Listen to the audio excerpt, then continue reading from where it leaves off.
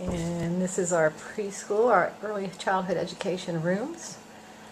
We have about 14 children in our 4-year-olds and about 8 in our 3-year-old program.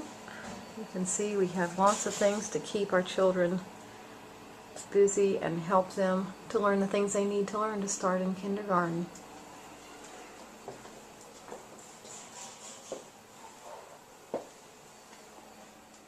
And this is our baby pantry, where our MyHow program gets the items they take out. The MyHow program serves about 20 families of parents from the time they become pregnant until the child turns 3 years old.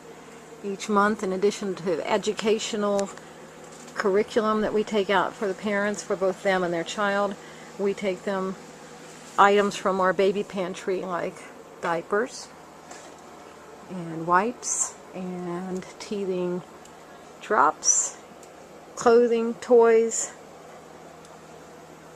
most any other needs in addition to things that moms may need.